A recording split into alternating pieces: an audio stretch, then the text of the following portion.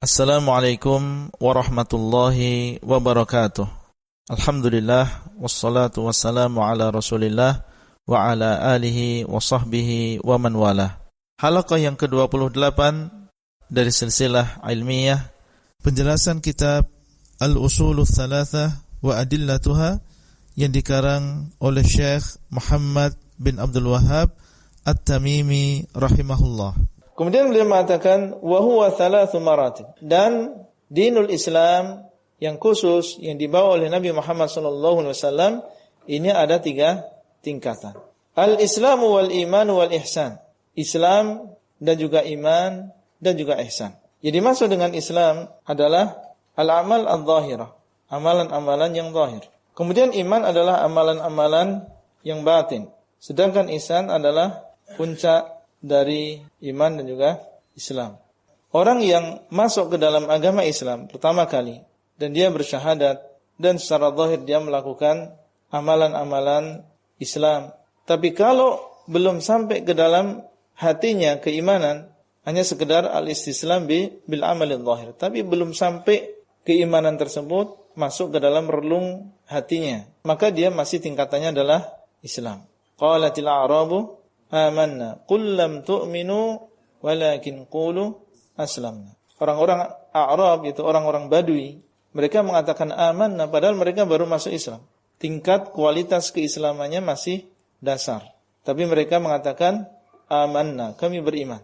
Qul lam tu'minu, kalian belum beriman, maksudnya adalah belum masuk keimanan itu benar-benar ke dalam hati kalian. Tapi zahir kalian sudah istislam. Sudah mau bersyahadat, sudah mau melakukan salat, walakin qulu aslamna, akan tetapi ucapkanlah yang lebih tepat adalah aslamna, kami menyerahkan diri. Walamma yadkhulul imanu fi qulubi, dan belum masuk keimanan ini ke dalam hati-hati kalian. Maksudnya adalah keimanan yang sempurna. Adapun iman yang merupakan dasar dan juga pondasi seperti beriman kepada Allah, beriman kepada Rasul, beriman kepada hari akhir, dan mereka memiliki kadar yang minimal, maka itu tentunya sudah ada di dalam hati mereka, yaitu rukun iman yang 6, dan di dalamnya ada kadar yang minimal yang harus dimiliki oleh seseorang di dalam rukun iman tadi. Misalnya meyakini bahwasanya Allah yang memiliki rububiyah, dialah yang menciptakan, misalnya harus ada di dalam hati. Meyakini bahwasanya Allah adalah satu-satunya yang disembah, meyakini bahwasanya Allah itu ada, meyakini bahwasanya Allah memiliki nama dan juga sifat, itu harus ada. Bukan berarti mereka melakukan sholat kemudian mereka tidak ada rukun iman dalam hatinya, tidak. Rukun 6 yang merupakan pondasi ada di dalam hati. Cuma yang lebih dari itu, kadar yang lebih dari hanya sekedar kadar yang minimal, ini belum mereka miliki. Belum masuk keimanan di dalam hati mereka. Walamma yadkhulul imanu fi qulubi. Kalau itu sudah membaik, kadar yang tambahan itu masuk sedikit demi sedikit di dalam diri mereka, barulah mereka naik tingkatannya menjadi seorang yang mukmin. Naik menjadi seorang yang mukmin. Berarti setiap mukmin adalah muslim karena dia sudah melewati tingkatan Islam jelas. Amalan zahir dia sudah terus dia jaga dan keimanan terus dia pupuk sehingga masuklah dan bertambahlah keimanan di dalam hatinya. Dan amalan yang zahir terus dia jaga. Akhirnya dia mendapatkan predikat Islam dan juga predikat iman. Berarti dia muslim sekaligus apa? Mukmin. Tapi tidak semua orang yang muslim itu dia menyerahkan diri dengan zahirnya dinamakan sebagai seorang yang beriman. Belum masuk ke dalam hatinya iman yang merupakan kadar iman yang tambahan, bukan hanya sekedar kadar minimal. Berarti kullu mu'minin muslim wa laysa kullu muslimin mu'minan. Kalau misalnya terus dia istiqamah di dalam melakukan amalan yang zahir, melakukan amalan yang batin, terus belajar dan terus belajar, kemudian mengenal tentang muraqabatullah, mengenal lebih dalam tentang Allah, akhirnya amalan-amalan zahir tadi dia kerjakan dengan baik, merasa diawasi oleh Allah. Amalan-amalan batin juga demikian, dia merasa diawasi oleh Allah. Semakin baik tawakalnya, semakin baik mahabbahnya, semakin baik raja dan juga khaufnya, sehingga mencapai puncak kebaikan. Maka dia akan berpindah kepada tingkatan yang terakhir yang paling tinggi, yaitu tingkatan ihsan. Menunjukkan bahwasanya Setiap orang yang muhsin pasti dia muslim dan pasti dia mukmin.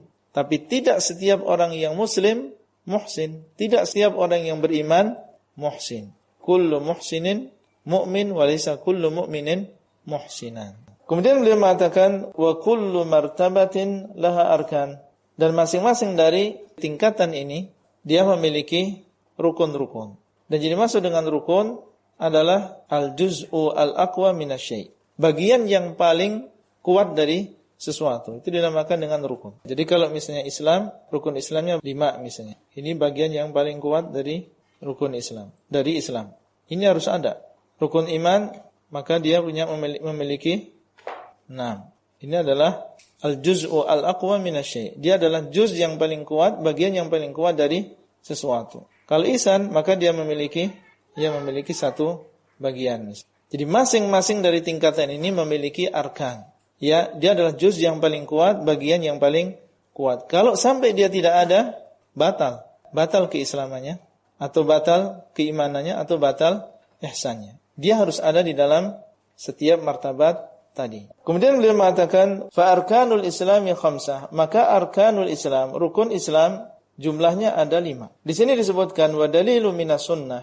Dalilnya bahwasanya rukun Islam ada 5 dari sunnah, yaitu dari hadis, maksudnya adalah hadis Ibnu Umar radhiyallahu anhu. Qala Rasulullah sallallahu alaihi wasallam. Bahwasanya beliau mengatakan Rasulullah sallallahu alaihi wasallam bersabda, "Buniyal Islamu ala khamsin." Islam itu dibangun di atas 5 perkara. Ucapan beliau dibangun di atas 5 perkara menunjukkan bahwasanya 5 perkara ini adalah perkara yang paling penting di dalam Islam, sehingga Islam yang di dalamnya banyak sekali perkara itu bisa tegak, bisa terbangun menjadi sebuah bangunan di atas 5 perkara ini. Berarti 5 perkara ini adalah perkara yang paling penting di dalam agama Islam. Tanpanya, maka bisa batal seseorang keislamannya. Buniyal Islamu ala khamsin, syahadati an la ilaha illallah wa anna Muhammadan Rasulullah wa iqamis salah wa ita'iz zakah wa shaumi Ramadan wa hajjil bait. Islam dibangun di atas 5 perkara: bersyahadat an la ilaha illallah wa anna Muhammadan Rasulullah, dan mendirikan salat dan membayar zakat dan berpuasa di bulan Ramadan dan berhaji ke Baitullah. Hadis ini diriwayatkan oleh Bukhari dan juga Muslim dan dibawakan oleh Al-Imam An-Nawawi di dalam Al-Arba'in An-Nawawiyah, hadis yang ketiga. Kemudian beliau mengatakan, "Wad dalilu qaulu ta'ala inna ad-dina 'indallahil Islam." Wa qauluhu ta'ala, "Wa may yabtaghi ghairal islami dinan falan yuqbala minhu wa huwa fil akhirati minal khasirin." Sesungguhnya agama di sisi Allah, maksudnya adalah agama yang benar di sisi Allah. Kalau di sisi manusia, mungkin dia mengatakan, orang Nasrani mengatakan agama mereka yang benar. Orang Yahudi mengatakan agama mereka yang benar. Wa qalatil yahudu laysatin nasara ala syai'in wa qalatin nasara laysatil yahudu ala syai'. Masing-masing dari mereka menganggap agama mereka yang benar. Sebagaimana orang-orang musyrikin masing-masing menyembah sesembahannya, ada yang menyembah orang soleh, ada yang menyembah bintang, ada yang menyembah matahari dan seterusnya. Kullu hizbin bima ladaihim farihun. Wa la takunu minal musyrikin minal ladzina farraqu dinahum wa kanu syi'an.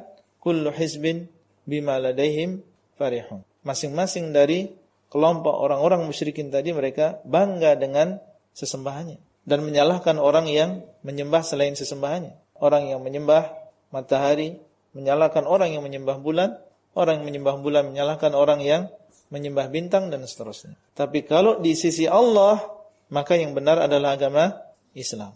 Ya, kalau antum ingin menerjemahkan sesungguhnya agama yang benar, jangan menerjemahkan sesungguhnya agama yang paling benar. Kalau paling benar berarti agama yang lain benar, tapi Islam yang paling benar. Makanya terjemah yang sahih mengatakan yang benar. Agama yang benar di sisi Allah adalah al-Islam. Adapun selainnya maka agama yang salah. Benar bukan di sisi Allah, tapi di sisi pengikutnya, di sisi penganutnya. Tapi kalau di sisi Allah, Rabbus samawati wal ard, yang ilaihil masir, yang semuanya akan kembali kepada Allah, orang yang beriman kepada Allah dan beriman kepada hari akhir, maka harusnya dia mencari agama yang benar di sisi Allah, bukan benar di sisi manusia. Kemudian beliau mengatakan, wa qauluhu ta'ala, dan juga firman Allah, wa may yabtaghi ghairal islami dinan falan yuqbala minhu wa huwa fil akhirati minal khasirin. Dan barang siapa yang mencari agama selain agama Islam, maka tidak akan diterima darinya. Dan dia di akhirat termasuk orang-orang yang merugi. Orang yang memang takut kepada Allah dan dia percaya kepada hari akhir, maka harusnya dia mencari agama Islam. Barang siapa yang mencari selain agama Islam, maka Allah tidak akan menerima darinya. Dan di akhirat dia termasuk orang-orang yang merugi. Datang di hari kiamat, setelah dia capek di dunia menyangka itulah yang diterima, itulah yang membawa keselamatan bagi dia di akhirat, ternyata dia datang di hari kiamat dalam keadaan amalan yang dia lakukan di dunia tidak diterima di sisi Allah. Intinya ini adalah kabar yang sangat mengerikan. Ketika dia mengetahui di akhirat ternyata amalan yang selama dia lakukan adalah amalan yang tidak diterima. Kalau tidak diterima dan batal seluruh amalannya, apa yang dia jadikan sebab untuk bisa memasuki surganya Allah Azza wa Jalla? Karena dia mencari agama selain agama Islam, berarti dia bukan seorang muslim dan tidak diterima amalannya. Maka tentunya orang yang demikian akhir dari kehidupannya adalah siksaan dan juga kesengsaraan.